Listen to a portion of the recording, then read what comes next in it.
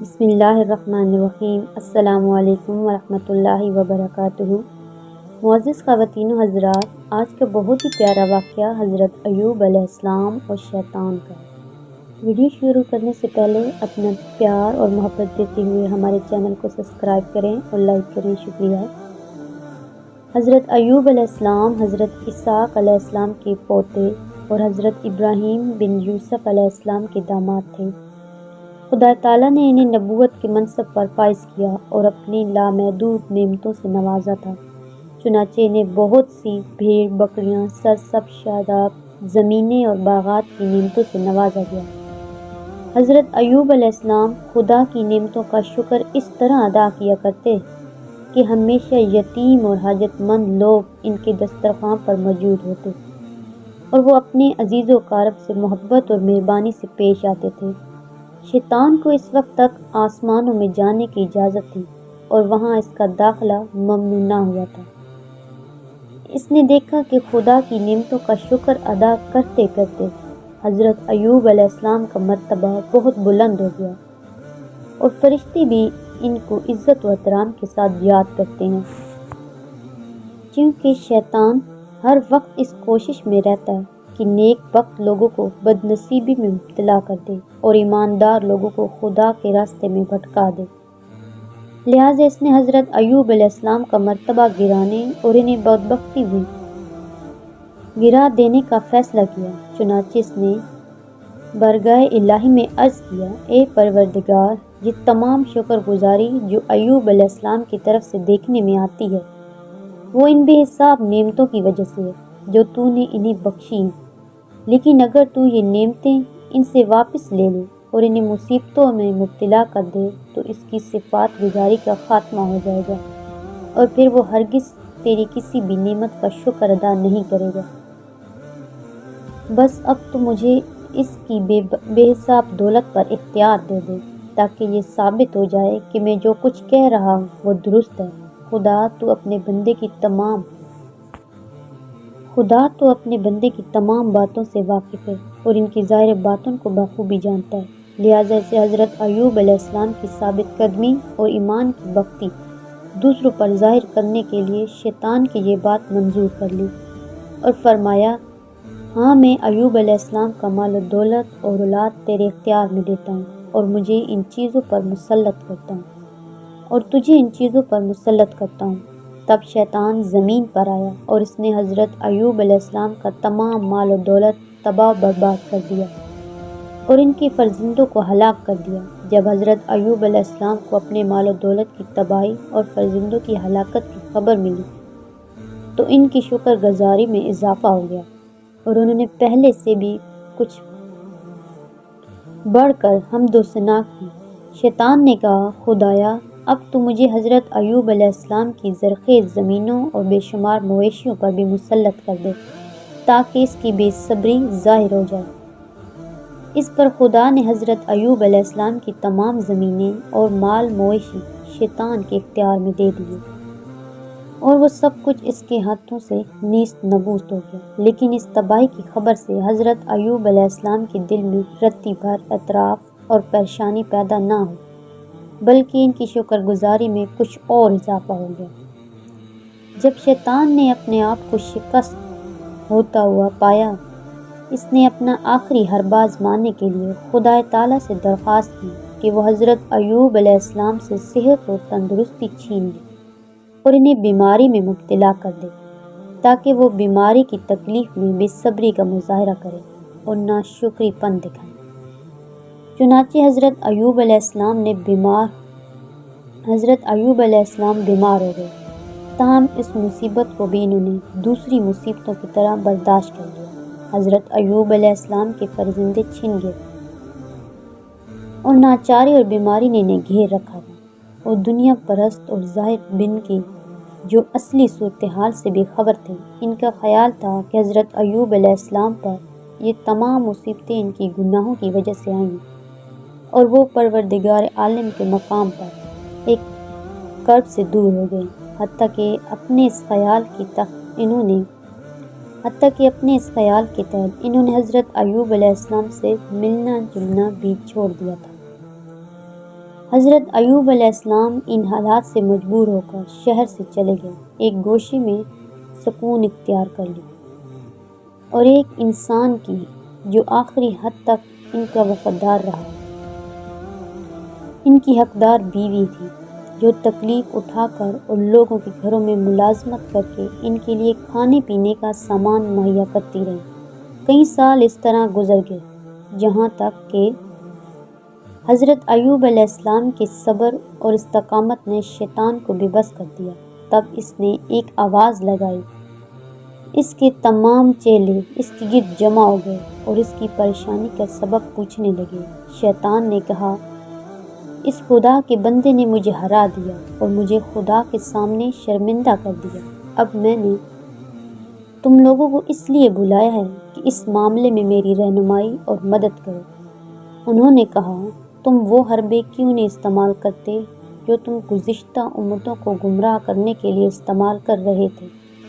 اس نے کہا، میں نے حضرت ایوب علیہ السلام پر اپنے تمام مکر و فریب آزما لیے ہیں، لیکن وہ سب بیکار ثابت ہوئے۔ انہوں نے پوچھا، تم نے ان کے باپ حضرت آدم علیہ السلام کو کس طرح بہشت سے نکلوایا تھا؟ اس نے جواب دیا، ان کی بیوی کے ذریعے۔ اب بھی وہی طریقہ استعمال کرو اور حضرت ایوب علیہ السلام کو ان کی بیوی کے ذریعہ گمراہ کرنے کی کوشش کرو، کیونکہ اس کی بیوی کے علاوہ اس کے پاس کسی اور کی کوئی مدد نہیں ہے۔ شیطان نے یہ تجویز پسند کی اور فوراً ہی ایک آدمی کی شکل میں پاس پہنچا، پھر اس کے دل میں وسوسے پیدا کرنے کے لیے کہنے لگا، تمام نعمتیں اور مال و دولت تمہارے ہاتھ سے جاتا رہا اور تم مصیبتوں میں مبتلا ہو گئے، تمہارا شوہر بھی مریض، کمزور اور بوڑھا۔ میں نہیں سمجھتا کہ اب یہ تمہاری تکلیفیں اور مصیبتیں دور ہو جائیں گی۔ حضرت ایوب علیہ السلام کی بیوی نے اس کی باتیں سن کر ایک آہ بھری۔ شیطان نے کہا، تم یہ ایک بھیڑ ایوب علیہ السلام کے پاس لے جاؤ اور کہو کہ وہ اسے ذبح کرے، لیکن ذبح کرتے وقت خدا کا نام زبان پر نہ لائے، تاکہ وہ بیماری سے شفا پائے۔ فوراً حضرت ایوب علیہ السلام کے پاس آ کر کہنے لگی، اے ایوب، تمہارا خدا کب تک تمہیں عذاب میں مبتلا رکھے گا؟ کیا وہ تم پر رحم نہیں کھائے گا؟ تمہاری تمام دولت اور تمہارے چہرے کی خوبصورتی کہاں گئی؟ اور خدا کا نام لیے بغیر اس بھیڑ کو ذبح کرو اور تم تمام تکلیف سے نجات پاؤ۔ حضرت ایوب علیہ السلام نے کہا، کیا خدا کا وہ دشمن تمہارے پاس آیا اور اس نے تمہارے دل میں وسوسہ ڈالا جسے تم نے قبول کر لیا؟ بھلا یہ تو بتاؤ کہ وہ تمام نعمتیں جو ہمیں میسر تھیں، ہمیں کس نے دی تھی؟ رومی نے جواب دیا، خدا نے۔ حضرت ایوب علیہ السلام نے پوچھا، ہم نے کتنے سال ناز و نعمت میں بسر کیے؟ ان کی بیوی نے جواب دیا، 80 سال۔ حضرت ایوب علیہ السلام نے کہا، جب سے خدا نے ہمیں ان تکلیف میں مبتلا کیا ہے، کتنی مدت گزر گئی؟ ان کی بیوی نے کہا، 7 سال۔ حضرت ایوب علیہ السلام نے کہا، تم نے یہ ناانصافی کی ہے، تم نے اس وقت تک صبر کیوں نہیں کیا کہ اس تکلیف کی مدت ہماری آسائش کی مدت کے برابر ہو جاتی؟ پھر تم مجھ سے کہہ رہی ہو کہ میں یہ بھیڑ خدا کے سوا کسی اور کے نام پر ذبح کروں۔ خدا کی قسم، اگر اسے مجھے شفا بخشی تو میں تمہارے اس گناہ کے بدلے میں تمہیں 100 کوڑے لگاؤں گا۔ اب تم میرے پاس سے چلی جاؤ کہ تمہارا کھانا اور پانی مجھ پر حرام ہے، اور آئندہ میں تمہارے ہاتھ سے کچھ نہیں کھاؤں گا۔ جب حضرت ایوب علیہ السلام کی بیوی مجبوراً وہاں سے چلی گئی تو انہوں نے خود کو انتہائی تکلیف اور مصیبت میں پایا۔ اس حال میں انہوں نے اپنی پیشانی خاک پر رکھی اور کہا، اے پروردگار، تنگی اور سختی نے مجھے گھیر دیا، اپنی رحمت کے دروازوں میں سے ایک دروازہ میرے لیے کھول دے اور مجھے عطا کر دے۔ خدا نے ان کی دعا قبول کی اور ان کو وحی بھیجی کہ تم اپنا پاؤں زمین پر مارو۔ جب انہوں نے اپنا پاؤں زمین پر مارا تو وہاں پانی کا ایک چشمہ ابل پڑا۔ انہوں نے چشمے کے پانی میں غسل کیا تو ان کی تمام بیماریاں دور ہو گئی اور ان کی شکل و شباہت پہلے کی سی ہو گئی۔ خدا نے ان کی صبر اور شکر شکر گزاری کے بدلے میں ان کی دولت اور اولاد پہ انہیں لٹا دی۔ اسی سنہ میں ان کی بیوی انہیں دیکھنے شہر سے وہاں آئی، لیکن اسے اپنا کمزور اور بیمار شوہر کہیں نظر نہ آیا۔ یہ صورتحال دیکھ کر اس کی آنکھوں میں آنسو آ گئے۔